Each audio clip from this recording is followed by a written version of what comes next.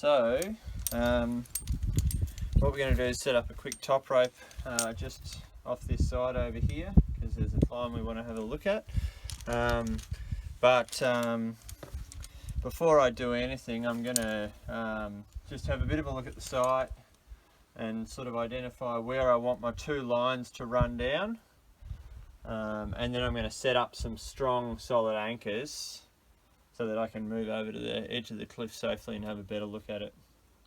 So this is good a Rapley style sandstone, so there's heaps of good stuff to make us safe. So I'll start off by getting a couple of anchors on this side and getting myself tied in safely so that I can move towards the edge of the cliff.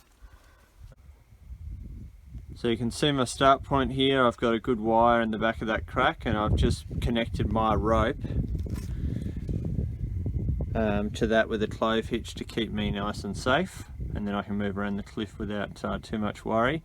I'm going to join that to this good wire over here as well, so I'll have two bomber pieces which will make up one side of my top rope setup, and I'll be connected into them before I move down near the cliff.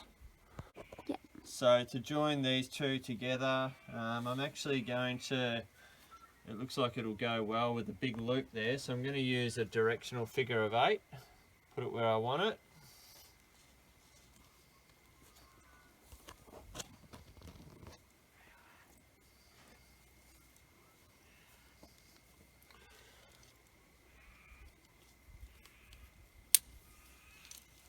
Needs a bit of adjusting.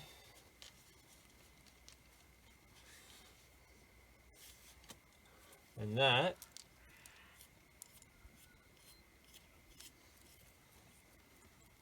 is perfect. So those two bits of gear are joined together there beautifully. And so I'm going to send that first line now down towards the edge of the cliff.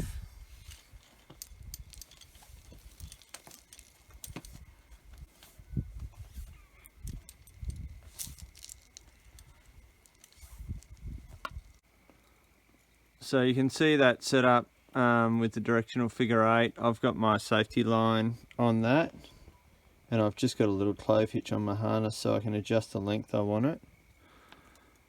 And then our first line runs down there to the edge of the cliff. And that's the edge that we're working with, so I want my two loops to end up hanging off this edge. And then once I've sorted my two loops, then I'm going to take this line and adjust it up at the top anchor with a clove hitch to make it the length I want it. So I'll put those two loops in.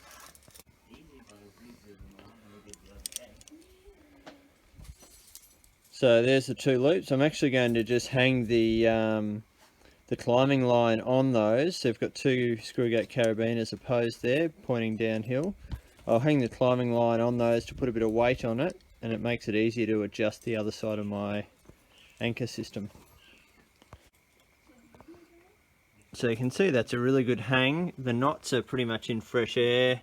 The carabiners are just sitting against the rock there. And I just need to adjust this line now using the clove hitches. So we'll work our way up and have a look at that. It's got a bit of weight on it, so it should be easy for me to feel while I'm adjusting. So I'll follow that line up to the other part of my anchor system,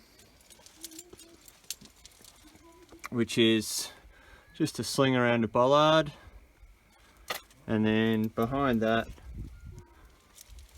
there's another good wire. So I'm going to connect those two with this inline clove hitch. So I think you can see what's going on there. So I've got the inline clove hitch there going down to my anchor. It's a nice adjustable knot. So if I just pull on that until it pulls on the anchor, that's good. I can pinch it there and then pull the tail of that knot through, which is good. It's got a little twist in it there actually.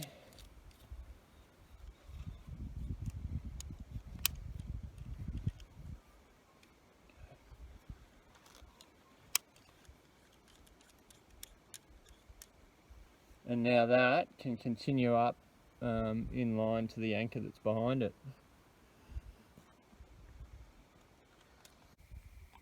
So I'm not sure how easy that is to see, but the apex is down there hanging just off the edge as we saw before, and that rope line comes up to this clove hitch on the sling and then through to another clove hitch on that that bomber wire back here, and then it means I'm finishing the line with the clove hitch on the end, and I guess to make that an ideal finish you might put a figure 8 or a stopper knot on the end of that.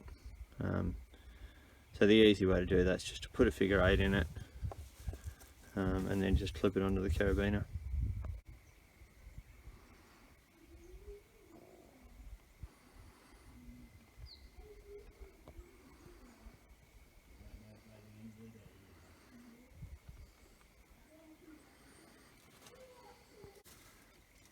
No, it tries to blow the cut up.